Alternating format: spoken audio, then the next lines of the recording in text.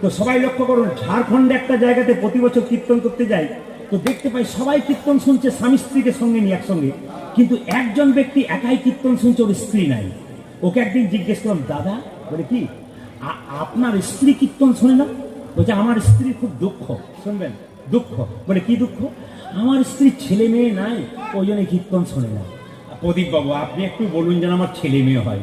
বললাম কি বললাম? বললাম বাড়ি ভেঙেছে তোমার, দরখাস্ত তুমি দেবে, আমি কেন দেবো? ও বলছে না, তবু একবার বলুন। আমি একবার ভগবানকে বললাম, হে গোবিন্দ, হে মাধব, এই ব্যক্তি যেন ছেলে মেয়ে কিছু হয়। আন্দাজি কথাটি লেগে গেছে, আন্দাজি লেগে গেছে।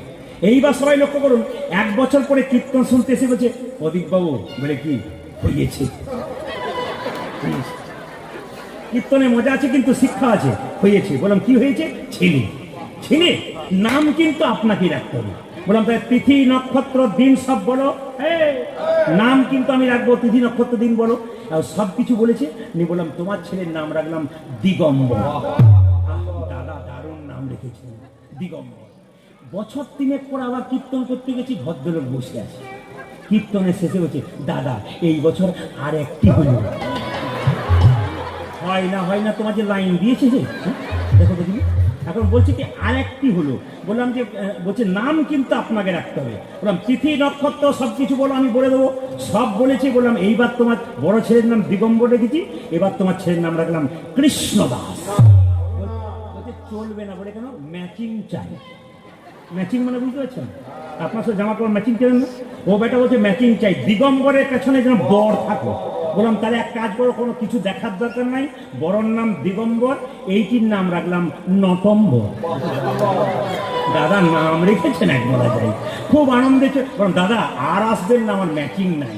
উনি বলছেন না, এইখানে বলে না, কি বলে, হাম দো আর হামারা এক, ভুল করে দুটো হয়ে গেছে, আর আসবো না। 3-4 বছর পরে কীর্তন করতে গেছি, আবার কীর্তন শুনতে এসেছি। শেষে বলছে দাদা এই বছর আরেকটি। আমি বললাম তাহলে নামটা আমি রাখতে পারবো না। বলে না, নাম আপনাকে রাখতে হবে, ওই ম্যাচিংই চাই। এখন লক্ষ্য করুন, কীর্তন শেষ হয়ে গেছে, নাম রাখার জন্য এসেছে। বললাম দিগম্বর নটম্বর, নাম রাখলাম শীতম্বর। বলছে দারুণ না। বললাম ভাই তোমার এলাকায় কীর্তন করা ছাড়লাম, কারণ তুমি যদি আবার আসো। বলছে আর আমি আসবো না। বছর 10 পরে মায়েরা খুব আনন্দ করে গেলাম, এবার হয়তো আর দেখতে পাবো না। দেখছি কীর্তনে আসলে ভদ্রলোক দিগম্বর নটম্বর শীতম্বরকে নিয়ে বসে আছে। কীর্তন যখন শেষ হয়ে গেল, বাপ বেটা মিলে এসে প্রদীপ বাবুকে পেলাম তো, আরে শীতম্বর কই যায়, শীতম্বর কই? ওই সময় বসে আছে। আচ্ছা ঠিক আছে। এখন লক্ষ্য করুন, 3 জনে প্রণাম করেছে। শেষে বললাম দাদা এবার কিন্তু আপনার স্ত্রীর আসা উচিত ছিল। বলে কেন? স্ত্রী এবার 3টে বাচ্চার মা হয়েছে, এবারও আতুর ঘরে আছে। মানে বুঝলাম না। বলছে এই বছর এবারে একসঙ্গে 2টো। বললাম তুমি যে পঞ্চপাণ্ডবের বাপ? পঞ্চপাণ্ডবের বাপ তুমি? যুধিষ্ঠির, ভীম, অর্জুন, নকুল, সহদেব কিছু নাম রাখি? বলছে না না, এবার নাম আপনাকে রাখতে বলবো না, আর আমার নাম রাখার জায়গা। সে আমার গাড়ি ছাড়ে না। শেষে আমি বললাম কি নাম রেখেছিলাম? দিগম্বর নটম্বর শীতম্বর। এবার যে 2টো ছেলে হলো, নাম রাখলাম নভেম্বর আর ডিসেম্বর। যেরকম রাধা রানী কি, শ্যাম সুন্দর কি।